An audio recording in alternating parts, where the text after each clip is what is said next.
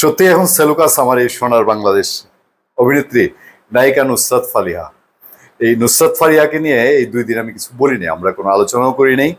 কারণ সিনেমার নায়িকা বলেন, শিল্পী বলেন, এবং সব তো একই সুতার টানে পড়ে তারা সব জেলের ঘানি টানছে, জেলের দিকে যাচ্ছে। কি আর বলবো, মানুষের মুখস্থ হয়ে গেছে। কিন্তু এখন আর না বলেই পারছি না। দেখেন, নুসরাত ফারিয়া রাজধানীর ভাটারায় জুলাই অভ্যুত্থানের সময়, গণ অভ্যুত্থানের সময় সেইখানে গিয়ে গুলি করেছে, একজনের পায়ে গুলি লেগেছে। বিশ্বাস হয় আপনার? আর উপদেষ্টা এই যে ফারুকী সাহেব এখন আলোচিত সমালোচিত, হ্যাঁ, এই ফারুকী সাহেব তিনি বিশ্বাস করেন কিনা। প্রথমে আপনারা দেখেন তার বিরুদ্ধে যে অভিযোগটা একটা মামলায় 285 জন আসামি এপ্রিল মাসে হয়েছে। সে এপ্রিল মাসে 207 নম্বর আসামি নুসরাত ফারিয়া। এখন মোদ্দা কাহিনী কি, ওই যে মুজিব সিনেমায় সাবেক প্রধানমন্ত্রী শেখ হাসিনার চরিত্র অভিনয় করেছিলেন। দেখলাম যে পত্রপত্রিকায় নিউজে এসছে পর্দার শেখ হাসিনা গ্রেফতার, এবং বলা হচ্ছে তিনি নাকি থাইল্যান্ড পালিয়ে যাচ্ছিলেন। আচ্ছা, আমি কোনো উত্তর দিব না, আপনারা উত্তর পেয়ে যান কিনা দেখেন তো দেখি। আচ্ছা, প্রথমে আপনাদেরকে ধরিয়ে দিই, যেসব রিপোর্ট নিউজ অলরেডি আপনারা দেখে গেছেন তার অপরাধটা কি। মামলা অনুযায়ী সূত্র বলছে, আমার দেশের রিপোর্ট, আমার দেশ বলছে যে গত বছরের 19 জুলাই ভাটারা থানাধীন এলাকায় জুলাই আন্দোলনে অংশ নেন এনামুল হক। এবং ওই মামলাতে আছে তিনি জুলাই আন্দোলনে ব্যাপক টাকা দিয়েছিলেন, টাকাওয়ালা মানুষ। এদিন মানে 19 জুলাই, ওই যে আন্দোলনের মধ্যে যেদিন যখন আন্দোলনটা জাস্ট জমে উঠছে আর কি, হ্যাঁ, আসামিদের ছোড়া গুলি ভুক্তভোগীর গায়ে লাগে, পায়ে লাগে। পরে অজ্ঞান অবস্থায় তাকে হাসপাতালে ভর্তি করা হয়। চিকিৎসা শেষে সুস্থ হয়ে এবছরের 3 মে মামলা করেন তিনি। মামলায় সাবেক প্রধানমন্ত্রী শেখ হাসিনা ও 17 শিল্পী সহ 283 জনকে এজাহার নামেও করা হয়েছে। এই মামলায় 207 নম্বর আসামি নুসরাত ফারিয়া। মামলায় তাকে আওয়ামী লীগের অর্থের যোগানদাতা হিসেবে উল্লেখ করা হয়েছে। ইভেন আওয়ামী লীগ থেকে নমিনেশন চান, এটাও বলা হয়েছে। ওই মামলায় কারা কারা আসামি জানেন? সুবর্ণা মোস্তফা, আজিজুল হাকিম, রোকেয়া প্রাচী, জায়েদ খান, সব ওই মামলার আসামি। আচ্ছা, এখানে গেল একটা কাহিনী। দ্বিতীয় কাহিনী, নুসরাত ফারিয়া সিনেমার মানুষ, মোস্তফা সরোয়ার ফারুকী সংস্কৃতি উপদেষ্টা, তিনি ওই অঙ্গনের মানুষ, নিজেই স্বীকার করেছেন। এমনকি যদি একটা না বলেন, করার কিছু নাই যে পরের প্রসঙ্গে আপনি যাবেন, আপনি উত্তর পেয়ে যাবেন। তো 2 কথা বলতে হয়, বলেছেন দেখেন। এবং বলার মধ্যে ওই যে মামলায় নুসরাত ফারিয়া গিয়ে এনামুল হককে গুলি করেছেন, তাতে আহত হয়েছেন, সেই মামলায় 207 নম্বর আসামি নুসরাত ফারিয়া।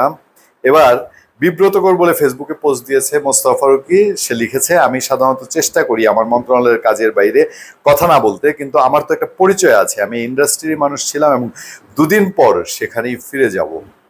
যান, মাশাআল্লাহ, ভালোভাবে যান, সহি সালামতে। নুসরাত ফারিয়ার গ্রেফতার বিব্রতকর একটা ঘটনা থাকলো আমাদের জন্য। আচ্ছা, আমাদের সরকারের কাজ জুলাইয়ের প্রকৃত অপরাধীদের বিচার করা। ঢালাও মামলার ক্ষেত্রে আমাদের পরিষ্কার অবস্থান, প্রাথমিক তদন্তে সংশ্লিষ্টতা না থাকলে কাউকে গ্রেফতার করা হবে না, এবং সেই নীতি অনুসরণ করা হচ্ছিল। আচ্ছা, উপদেষ্টা বলেন, ফারিয়ার বিরুদ্ধে এই মামলা তো অনেক দিন ধরেই, মানে গত এপ্রিলে মামলা হয়েছে। ফারিয়া পলাতকও ছিলেন এরকমও শোনা যায় না, তাই না? আচ্ছা, সরকারের পক্ষ থেকে তদন্ত শেষ হওয়ার আগে গ্রেফতারের কোনো উদ্যোগ নেওয়ার বিষয় আমার নজরে আসেনি, যেটা বলছি। আচ্ছা, কিন্তু এয়ারপোর্টে যাওয়ার পরে এই ঘটনা ঘটে। আওয়ামী লীগের সাবেক রাষ্ট্রপতি আব্দুল হামিদের বিদেশ গমনকে কেন্দ্র করে ক্ষোভের পর ওভার নার্ভাসনেস থেকেই হয়তোবা এইসব ঘটনা ঘটে থাকতে পারে। কয়েকদিন আগে ব্যারিস্টার আন্দালিব পার্থের স্ত্রীর সঙ্গে এরকম একটা ঘটনা ঘটেছে। এইসব ঘটনা কোনোভাবেই সমর্থনযোগ্য নয়, সরকারের দায়িত্বশীল লোকজন বলছেন। তারপর জুলাই অভ্যুত্থান সংক্রান্ত মামলা সংবেদনশীলভাবে পরিচালনার অঙ্গীকার ব্যক্ত করে সংস্কৃতি উপদেষ্টা ফারুকী বলেন, আমি বিশ্বাস করি ফারিয়া আইনি প্রতিকার পাবে এবং এই ধরনের ঢালাও মামলাকে আমরা আরো সংবেদনশীলভাবে হ্যান্ডেল করতে পারবো, এই আশা করি। আমাদের মনে রাখতে হবে, আমাদের প্রধান কাজ জুলাইয়ের প্রকৃত অপরাধীদের বিচার করা। এবং ফারুকের এই রিয়াকশনের পরে স্বরাষ্ট্র উপদেষ্টা জাহাঙ্গীর আলম চৌধুরী তিনি একটা রিয়াকশন দিয়েছেন। তিনি বলছেন এটা ফারুকের ব্যক্তিগত মতামত। হ্যাঁ, ফারুকের ব্যক্তিগত মতামত তার ফেসবুকে দিয়েছে, এবং এই ব্যক্তিগত মতামত বলেছেন যে তার বিরুদ্ধে মামলা আছে, আইনের ধারায় চলবে, এরকম। আচ্ছা, আইনের ধারায় চলছে আসলে। আর এই যে ঢালাও মামলা নিয়ে বিবিসির একটা রিপোর্টে দেখলাম, বিবিসি বলেছে সরকারই বলছে ঢালাও মামলা হয়েছে, ঢালাও আসামি হয়েছে, গায়েবী আসামি হয়েছে, গায়েবী বাদী হয়েছে। তাহলে এখন নুসরাত ফারিয়াকে ওখানে অ্যারেস্টের পেছনে আসল কারণটা কি, এটাই প্রশ্ন তোলা হয় না? যে ওই যে মুজিব সিনেমায় শেখ হাসিনার চরিত্রে অভিনয় করা, সাবেক প্রধানমন্ত্রী শেখ হাসিনার চরিত্রে অভিনয় করা। আসেন শিল্পীরা কি করছে। আদালতে নুসরাত ফারিয়াকে তোলা হয়েছিল। নুসরাত ফারিয়াকে তোলার পর পিপি গোলাম ফারুকি সম্ভবত দেখলাম, ঢাকা মহানগরের পিপি, তিনি বলেছেন যে এরকম শিল্পীর মোড়ক দিয়ে ফেসিবাদ বিরোধী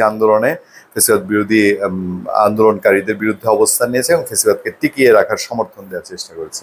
আচ্ছা, এই জায়গাটায় আমি দ্বিমত করার কোনো সুযোগ দেখি না। হ্যাঁ, বাংলাদেশের শিল্পীরা শিল্পীর কাজ ছেড়ে ফেলে রাজনীতিতে খুব ওই যাদের খায়েশ হয়েছে শেখ হাসিনার মনোরম বলে নাকি অনেকে সুবর্ণ মৎস্য, শমী কায়সার, সে মমতাজ এদেরকে নিয়ে এমপি বানাইছে। তো এরকম যদি লাইন ধরে আর কি আরো দুই চারটা পদে যাওয়া যায়, এটা করতে গিয়া একেবারে শিল্পীদের মানিজ্য ডুবায় করছে। তো সেটা তো বুদ্ধিবৃত্তির অপচর্চা। আপনি সেটার শাস্তি কি এখন এই যে বাংলাদেশের হত্যা মামলার ডাল ভাত বানায় সেইভাবে দিবেন? সেটা কি যুক্তিযুক্ত? এখন তো আপনার উপদেষ্টাই প্রশ্ন তুললো, এখন সে উত্তর পাশ কাটিয়ে গেলেন। দীর্ঘমেয়াদে এইসব দৃষ্টান্ত পরবর্তীতে বাংলাদেশের রাজনীতিবিদরা কি চিজ জানেন না, বাংলাদেশে আওয়ামী লীগ বিএনপি কি চিজ জানেন না, পথটা ছেড়ে যান। তারপর দেখবেন আওয়ামী লীগ বিএনপি ক্ষমতায় আসুক, এরা ভদ্রতা মানে, এই দুই দল ভদ্রতা মানে আপনার সম্মান দেখবে, সেটা খেয়াল রেখে পদক্ষেপগুলো নিলে একটু ভালো হয় না? ধন্যবাদ সবাইকে, ভালো থাকবেন, সুস্থ থাকবেন। সত্য, করুণা এবং সহনশীলতার সাথে আপনার সাথে আমি আতিক রহমান পূর্ণিয়া।